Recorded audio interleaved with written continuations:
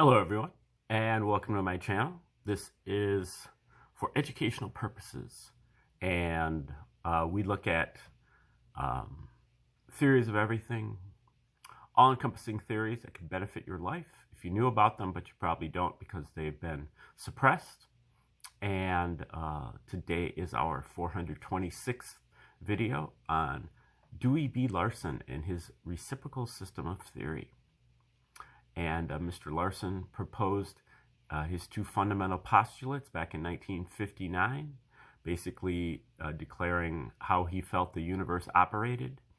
And then he went through a process of deduction, if this, then that type of process, to identify his theoretical universe. If my two postulates are correct, this is what my universe would look like.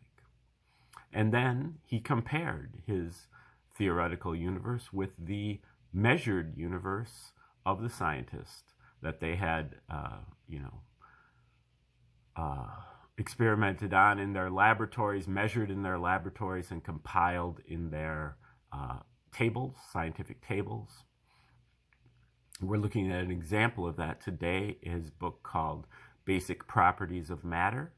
This is a book primarily on chemistry, and Larson looks into a lot of the basic properties of matter, such as the melting point and the specific heat, the compressibility, and so on. And he comes up with theoretical equations for these different properties, and then he compares his numbers with the numbers that were observed by the scientists. And in the main, it's amazing that Larson's able to more or less reproduce their results right out of his head, off the top of his head, and with zero money, zero resources, and zero manpower, or one man, and very, very few resources. I read earlier that Larson had to do all his own typing, and in fact his typewriter didn't even have a plus sign, so he had to type a minus sign and then go back and put another vertical line in there to indicate a plus sign. So nonetheless, he was still able to do what an entire army of scientists over centuries of time and trillions of dollars have been able to accomplish with basically nothing. Now, what is the reciprocal system? So Larson calls it the reciprocal system. He also calls it the universe of motion, because Larson's first postulate, which is where most of the work is done, is that the universe is composed entirely of one component, motion, existing in 3 dimensions in discrete units and with two reciprocal aspects, space and time. Okay, so the universe is made out of motion. Motion is the relationship between space and time that sets up a generalized reciprocal relationship between space and time, and basically meaning that motion is a fraction, with space or time as the numerator and time or space as the denominator. But it takes manifold variety. You can have space over time, you can have time over space. But since the postulates say that the universe exists in 3 dimensions, you can have space over time squared, time over space squared, space over time to the 3rd power, and so on. So you can have many different varieties of this time over space or space over time fraction. And these all describe different scientific units. Space over time is speed. The car is going 10 miles per hour. 10 miles of space in 1 hour of time. Speed is S over T. T over S is energy. I pushed that cart. It took me 2 hours to push it 1 mile. It's 2 hours of time in 1 mile of space. Time over space. Energy. Matter, time to the third power over space to the third power. Acceleration, space over time to the second power. Force, time over space to the second power. And so on. And also from the, now let me step back just a second to, many other people in the past have also identified motion as being the constituent of the universe, to build their universe around the idea of motion. But Larson was the only one who kind of redefined motion, first as the relationship between space and time, but also as what he calls a scalar motion.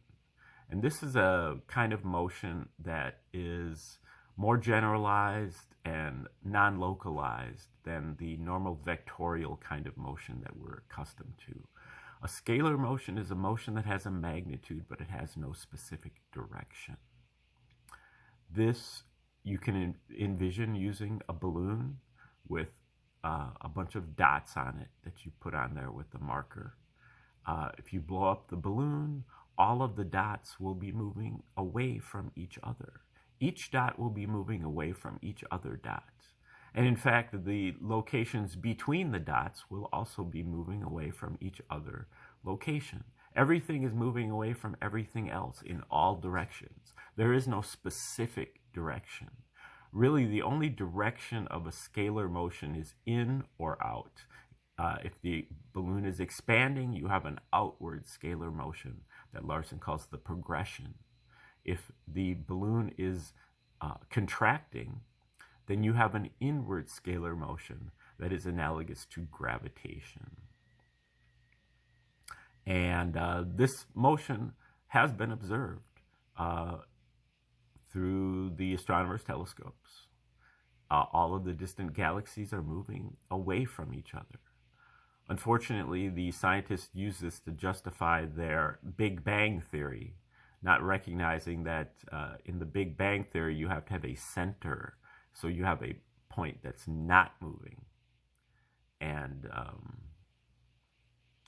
that is the weak is, so there are really kind of two different options that you can take there. And they chose to go with the Big Bang theory. Now, this kind of scalar motion is much more flexible in the way that it can be applied. And this is what Larson uses to construct his universe. Now, he's also got this discrete unit postulate. The universe is made out of motion. Motion's relationship between space and time. Motion comes in 3 dimensions and in discrete units.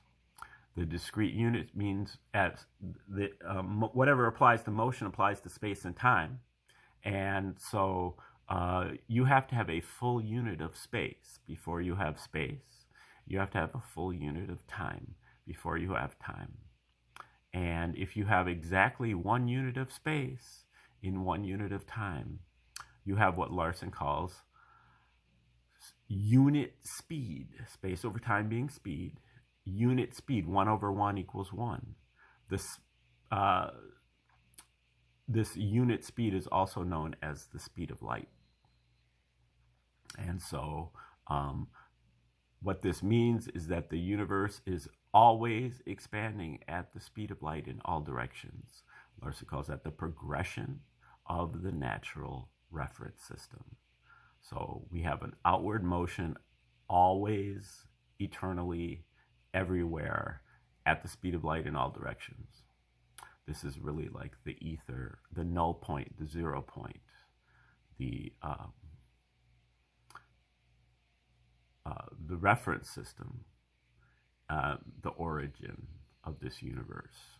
And this is also the contents of the universe. And that's another paradigm shifting thing. It's always been that people have considered space and time as being the container of the universe, or the setting upon which the actions of the universe take place. They take place in space and moving through time. But Larson sees it as space and time are the contents of the universe. Everything is made out of space and time. So, if you have this outward motion at the speed of light in all directions as your center point, then that means that half of the universe is actually moving faster than the speed of light, which Larson calls the cosmic sector, to contrast with the half that is moving slower than the speed of light, which is the half that we're familiar with, called the material sector. In the material sector, we have our relationships based on an abstraction. In order to make measurements, you have to basically stop the universe. This is kind of like dissecting a frog. You know, in your biology class, you know, you dissect a frog, but what you're doing, and so then you can look at the inside, see what's in there. But are you really seeing what's actually happening? Because in order to do that, you had to kill the frog. So is what's going on inside the frog now the same as it was when it was still alive? Don't know. And so this is kind of the same concept. You're having to really kill the universe or stop the universe in order to make a measurement. And that's what Larson calls Euclidean geometry, or the spatial or temporal reference systems, or coordinate space and coordinate time. Coordinate space is what we're used to seeing in the material sector. That is 3 dimensions of space in a still frame. X, Y, Z coordinates, or volume. And we have what he calls clock time. This is the scalar motion of time. Time is progressing. It's flowing. It's always getting farther and farther and farther apart, or later and later and later. But if you cross that speed of light boundary and you move from the material sector into the cosmic sector, then you observe relationships based on coordinate time, 3 dimensions of time in a still frame, and clock space. Space is always getting farther and farther and farther apart, just like on the surface of an expanding balloon. And so these 2 sectors are reciprocals of one another. You have to change the functions of space and time as you cross that boundary. But this discrete unit postulate also creates 2 more boundaries, inside regions within each of the material and cosmic sectors. In the material sector, if you have interactions that are occurring in less than 1 unit of space, and 1 unit of space is approximately 4.56 times 10 to the minus 8 meters. So we're talking about microscopic interactions of atoms and molecules. Then these actions do not occur in space because you don't have a full unit of space. If you don't have a full unit of space, you don't have space. You only have time. And Larson calls this the time region, because the contents of the universe is space and time, so it's got to be one or the other or both. If you don't have space, then you have to have time only. And so Larson calls this the time region. But when you cross that border and enter into the time region, the rules reverse again. And instead of the progression moving outward in a scalar manner and gravitation moving inward in a scalar manner, you have now the progression moving inward toward 0 space, and the gravitation moving outward toward unit space. And the same thing occurs in the cosmic sector, only there you have cosmic atoms and cosmic molecules, what scientists call antimatter, mesons, and resonances. And you have the progression going inward in time and towards zero time, and you have gravitation moving outward toward zero, toward unit time. And the unit of time is the inconceivably short 1.52 times 10 to the minus 16 seconds. Now, so Larson uses that information to derive his equations for the basic properties of matter. Now, we're looking at chapter 3 here, which is called Distances in Compounds. This is on interatomic distances. And so the interatomic distance is the equilibrium that is established for packing of atoms and compounds. The scientists believe that it is actually the size of atoms. Larson is saying that it is the distance apart, distance between atoms. And he measures this based on an establishment of equilibrium. So the progression is a constant. It's always outward at the speed of light in all directions, or inward in the time region. And gravitation is based on an inverse square law, so it is variable. So he has to find the place where gravitation equals the progression. And at that place, that is where the equilibrium is established. So keep that in mind as he goes through his discussion. Now, while he discusses some of this, he's going to get into, there's a lot of variability going on with these atoms and molecules. Now, just remember, an atom starts with 2 photons, which are simple harmonic motions or wave-like motions. And then those motions are still, subject to the progression of the natural reference system in 3 dimensions. And so they have to rotate.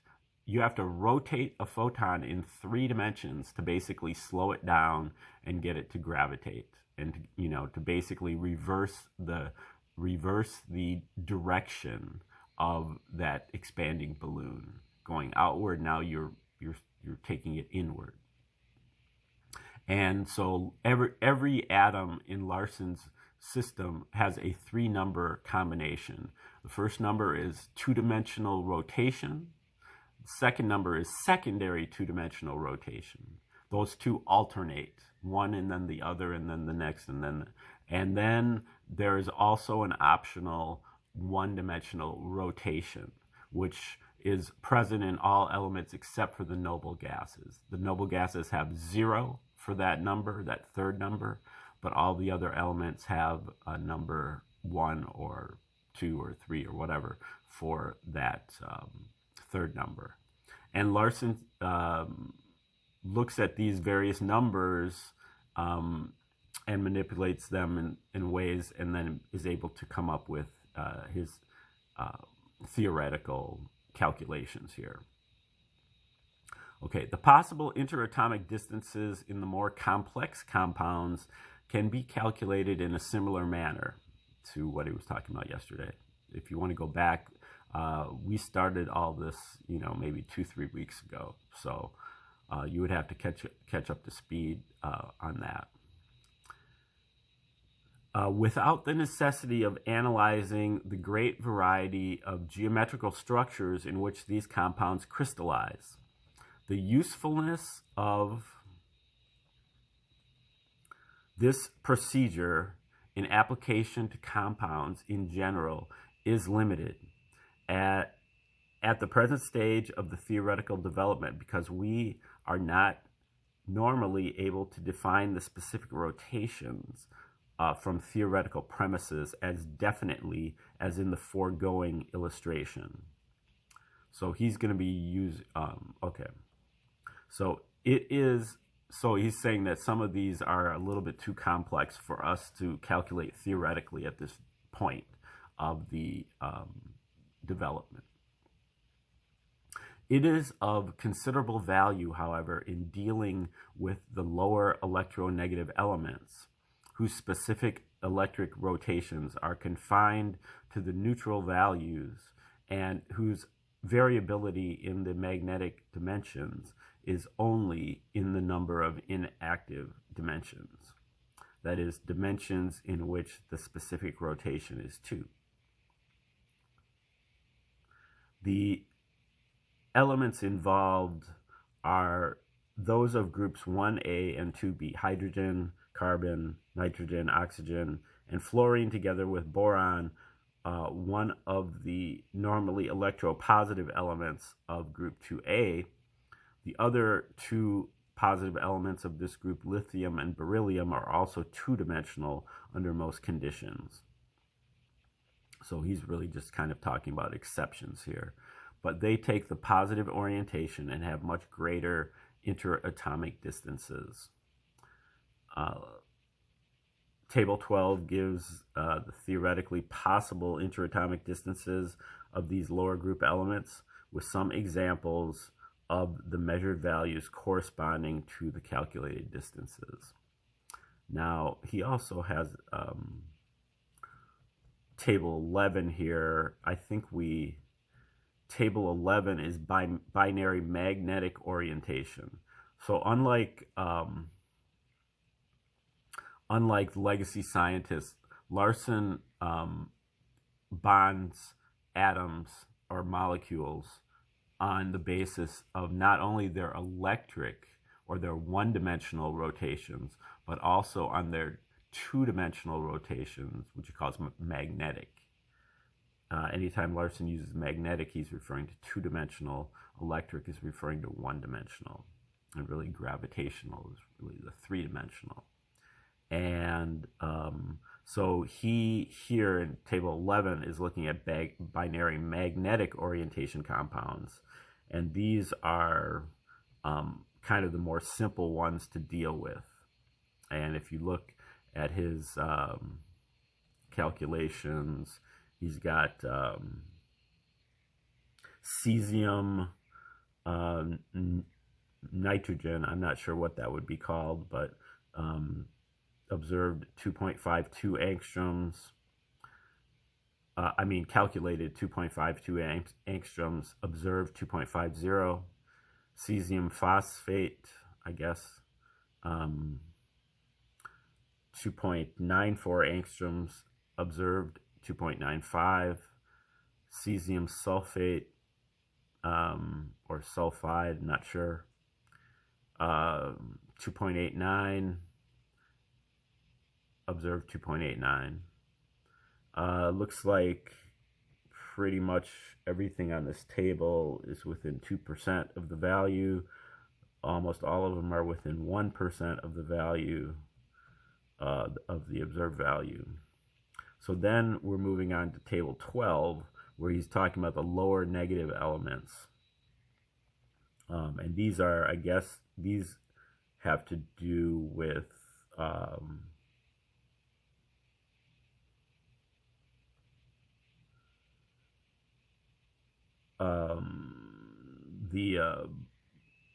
I can't remember the name, but many of these different elements combine with themselves, like H2 and O2,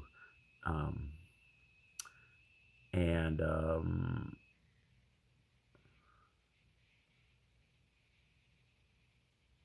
I'm not sure how he's making these calculations, because he's calculating them on the basis of specific rotation and the dimensions that are devoted to that.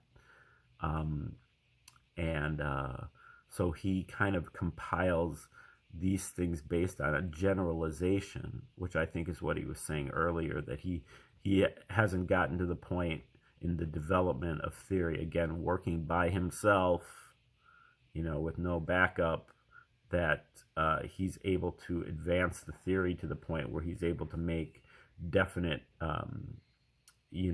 predictions about these type of elements without some more development of the theory.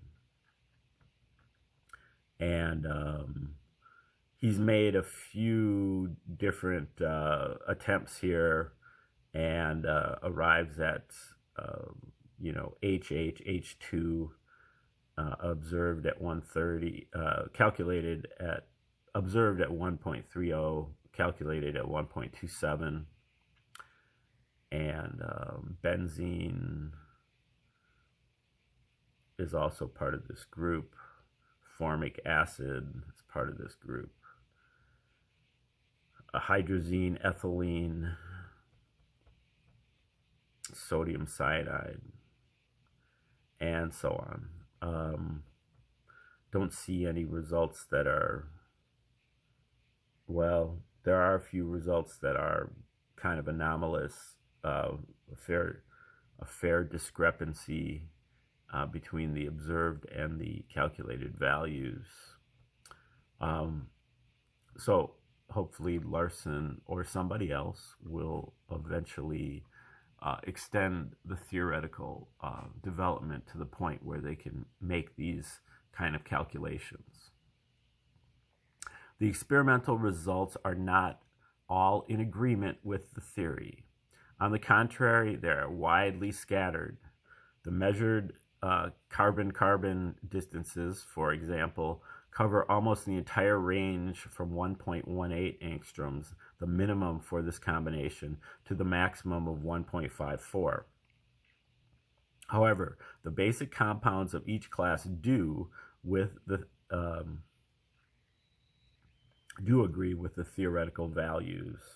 The paraffin hydrocarbons, benzene, ethylene, and acetylene have CC distances approximating the theoretical 1.54, 1.41, 1.30, and 1.18 respectively. All CH distances are close to the theoretical 0.92 and 1.06, and so on. It can reasonably be concluded, therefore, that the significant deviations from the theoretical values are due to special factors that apply to the less regular structures. As a detailed investigation of the reasons for these deviations is beyond the scope of this present work. However, there are two rather obvious causes that are worth mentioning. One is that forces exerted by adjacent atoms may modify the normal result of a two-atom interaction. An interesting point in this connection is that the effect where it occurs is inverse. That is, it increases the atomic separation rather than decreasing it as might be expected. The natural reference system always progresses at unit speed, irrespective of the positions of the structures to which it applies. And consequently, the inward force due to this progression always remains the same. Any interaction with a third atom introduces an additional rotational outward force and therefore moves the point of equilibrium outward. This is illustrated in the measured distances in the polynuclear derivatives of benzene. The lowest C carbon-carbon distances in these compounds is 1.38 and 1.339 are found along the outer edges of the molecular structures, while the corresponding distances in the interiors of the compounds, where the influence of adjoining atoms is at a maximum, characteristically range from 1.41 to 1.43. Another reason for discrepancies is that in many instances, the measurement and the theoretical calculation do not apply to the same quantity. The calculation gives us the distance between structural units, whereas the measurements apply to the distances between specific atoms. Where the atoms are structural units, as in the compounds of these, or where the intergroup distance is the same as the interatomic distance, as in the normal paraffins, there is no problem. But exact agreement cannot be expected otherwise. Again, we can use benzene as an example. The carbon-carbon distance in benzene is generally reported as 1.39, whereas the corresponding theoretical distance, as indicated in table 12, is 1.41. But according to the theory, benzene is not a ring of carbon atoms. with hydrogen atoms attached. It is a ring of carbon-hydrogen neutral groups, and the 1.41 neutral value applies in the distance between these neutral groups, the structural units of the atom. Since the hydrogen atoms are known to be outside the carbon atoms, if these atoms are coplanar, it follows that the distance between the effective centers of the CH groups must be somewhat greater than the distance between the carbon atoms of these groups. The 1.39 measurement between carbon atoms is therefore entirely consistent with the theoretical distance calculations.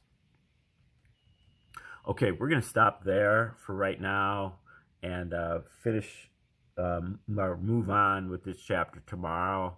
I don't think we're about to, we have a chance of finishing it tomorrow. But I just want to mention, again, I think Larson, again, it's really impossible to criticize his work. I mean, in terms of, you know, kind of the production, just looking at what the kind of task was he had set in front of him and how many resources he had to put to it. He had to make certain choices and maybe made some choices that he shouldn't have made. I think one mistake that he did make is that he kind of targeted his writings toward scientific audiences. So he's writing this book here for chemists, and so therefore he kind of assumes that you know certain things about chemistry, whereas if he would have written this book for lay people, he would have had a better audience, an audience that was more open, but also he would have had to take time to explain certain things. And I think this whole chapter here on distances and compounds is something that he probably wouldn't have written, or he may not have written, because this chapter is just introducing so many complexities into the text, where he already just got done doing chapter 2, which is on interatomic distances between the atoms.